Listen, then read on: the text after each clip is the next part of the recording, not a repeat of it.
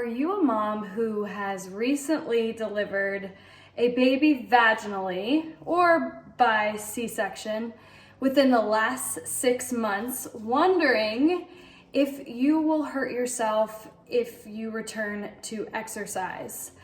And then even further than that, are you wondering what you can and cannot do if you do go to your favorite exercise class? My name is Dr. Jocelyn Conley. I'm a pelvic floor physical therapist, founder of the Vagina Doc.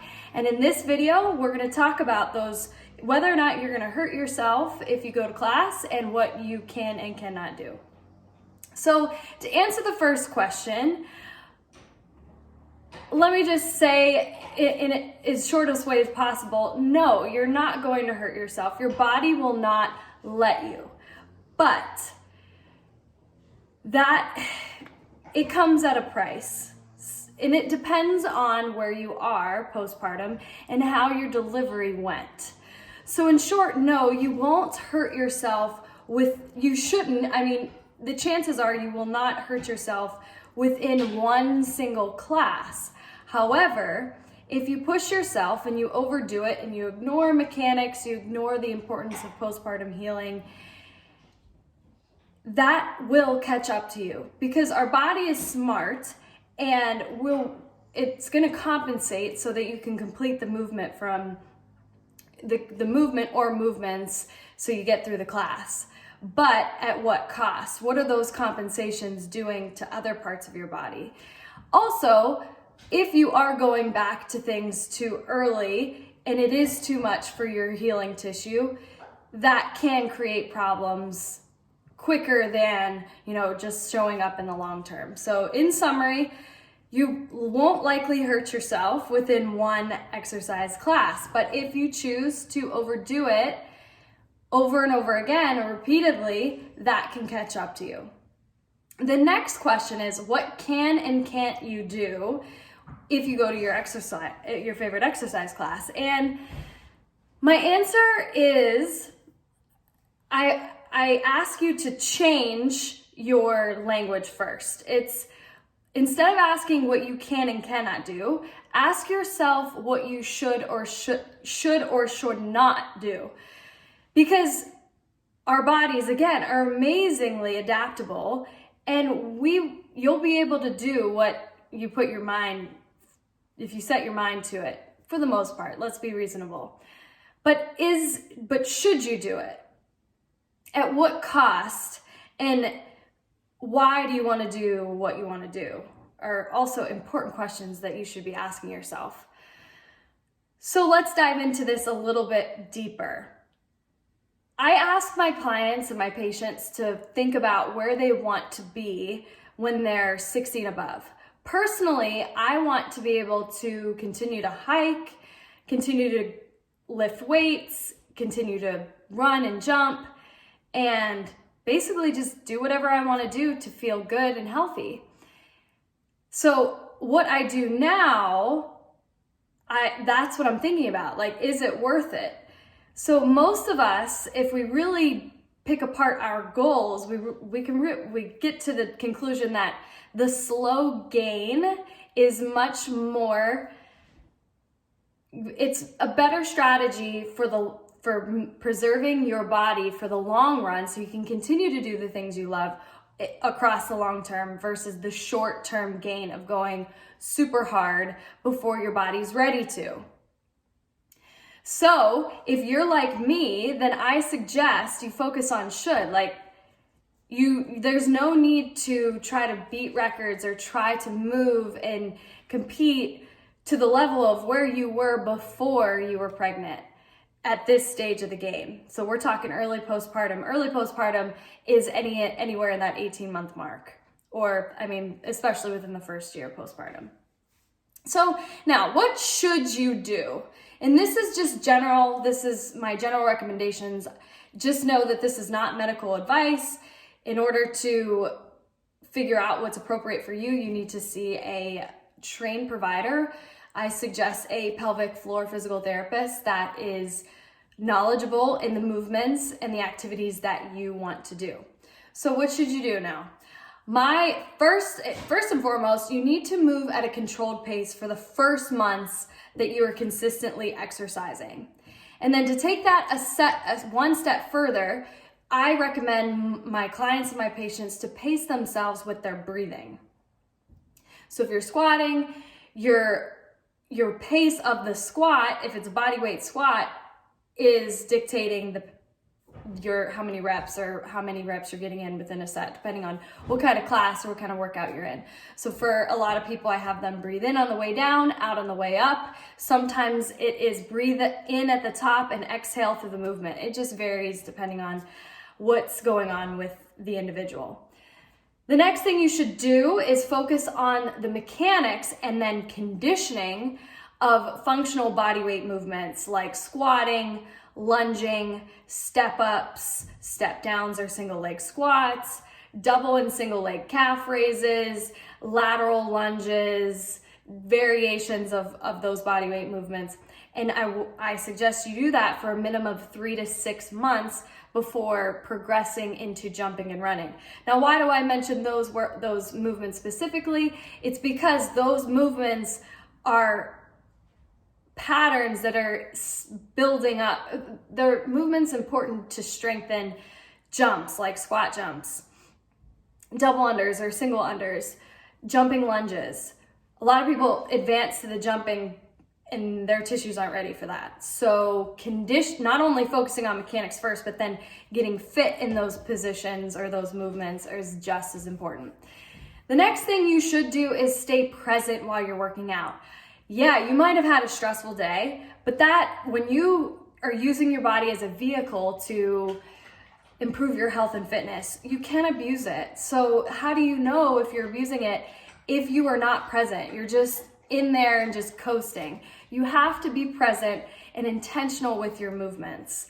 What's your strategy? I ask that all the time, and 9 times out of 10 people cannot describe that. Now, if you are beyond that initial stage of relearning, that's fine. But if you're just getting back into it, you have to relearn a new strategy because now your body is different. The next thing you should do is prioritize sleep and nutrition over exercise. Do not skip a meal or do not skip sleep at this stage of your life for exercise because your body, again, is still healing and you need that time to build it back up. The next thing you should do is modify or scale advanced movements where you can't control it or maintain your technique. An example of that would be a pull-up. A great alternative to a pull-up would be using bands to support your body weight. It could be a lat pull-down. Maintain the integrity of the movement pattern by modifying or scaling. So modifying is actually changing the movement. So that would be, instead of doing a pull-up, you're doing a lat pull-down. Scaling is just making the movement easier. So instead of doing a body weight pull-up, you're doing a band-assisted pull-up. It's still the same movement. The last but not least thing that you should do is push yourself, but be in control. You should be able to think and you should be able to control the movements, obviously, but you want to give your body enough stimulus to adapt. Moving on to what you should not do, and this is general. Number 1, you should not jump and run before training functional body movements that I mentioned earlier for a minimum of 3 to 6 months. Trust me when I say this, it's not worth going into a jumping jack if you have not trained a sumo squat or a wide squat. And oftentimes people would benefit, depending on where they are, from training their pelvic floor muscles to handle that kind of load after having a vaginal delivery, even before going into the wide squat and the sumo deadlift.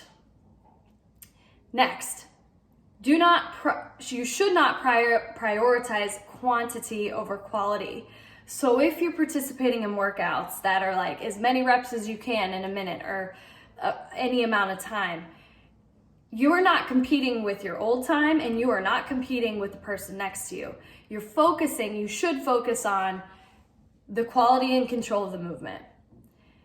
Next, you should not ignore the importance of learning how to breathe correctly during your exercise. So a lot of people flagrantly say, you just gotta breathe.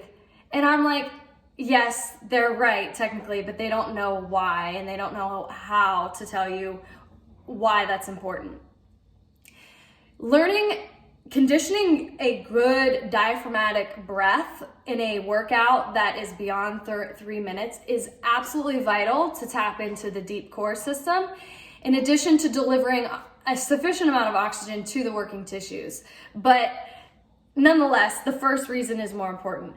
A full diaphragmatic breath is going to elongate and shorten your pelvic floor muscles, your abdominal muscles, and that's absolutely key to set the stage for your outer core and your prime movers to work. The next thing you should not do is you should not start advanced core exercises too soon. So if you have not done a full-on program specific for restoring your core, you have no business doing toes to bar, hollow body rocks, double leg extensions, double leg lifts and lowers. I mean, I'll tell you from example, if I can't do them with control in a state where, I've been doing other exercises, there's unless you're an elite athlete or you're up there, I'm very suspicious of you doing that. I mean, I've seen people's pelvic floor or their vaginal tissues as they're doing them, and I'm just like, and you haven't done anything to rehab this area. Oh, so trust me when I tell you, do not start doing those advanced core exercises too soon, and you should learn how to connect with your deep core and know how to breathe well when you do start doing core exercises in a fitness class, because those exercises are typically upper level compared to the beginning restorative core exercises that really lay the foundation. You should not expect to move the same way as your pre-pregnancy state, and even your pregnant state if you're really active during pregnancy. Your body is different, so you have to learn how to move to your adapted body. And there's nothing wrong with that. It is an opportunity to create new movement patterns and new strategies. And if you look at it that way and you don't look at, well, I'm not where I'm used to be, you'll be much better off mentally and physically. The next thing you should not do is ignore urinary leakage, vaginal or pelvic heaviness, achiness, or pain, really anywhere. Pain in your back, particularly your pelvis, your hips, your knees, your feet. All of that is really important, and if you just ignore it based on where you are with the major life change that you just went through and you are going through now, it's not just going to magically go away. Our body learns how to compensate and adjust, but our tissues still remember. So keep that in mind. The last but not least thing that you should not do is do the same routine at the same intensity over and over again. So those of you that you have your favorite gym, let's say it's Fit F45, which I think is a fabulous place, those kinds of workouts keep you in a similar metabolic state throughout the entirety of the workout. And that is a whole nother discussion for a different video, but one of the things that I see is women are just so used to the same metabolic exercise routine, maybe not the same workouts per se, but same challenges and the same stress, and not necessarily if it's bad, I'm not saying it's bad stress, to their metabolic system. And really we need different types of metabolic stimuli. We need the sprint or the speed work. We need the slow fat burning zone or like low intensity movement. We need that steady state movement, and everywhere and anywhere in between. And it's really important that you move in different types of directions at various different volumes and intensities with control to become a well-rounded movement human being. So In summary, we talked about will you injure yourself and what can and can't you do when you return to exercise class. And ultimately, the answer is over time you could injure yourself if you are doing too much too soon at a not without control or ignoring your body when it's trying to tell you stuff. And then instead of asking whether you can or can't, ask yourself, should you or should you not? And then ultimately the person that can give you the best suggestion beyond, hey, you're doing this with great technique versus not, those that could really see what's going on is a pelvic floor physical therapist. Thank you guys so much for watching this video. If you have any questions, post them below in the comments. If you liked what you heard, please press like and hit the subscribe button so you're notified every time a new video is launched. If you're in the Phoenix Valley and you want to work with me, send me an email at drjocelynconley@thevaginapt.com. Or if you're remote and you are interested in any fitness or coaching, wellness programming related to a pelvic health history, you can also email me at drjocelynconley@thevaginapt.com. I also am on Instagram at the.vaginadoc, and then my website is thevaginapt.com. I look forward to hearing from you guys, and I'll see you on the next video.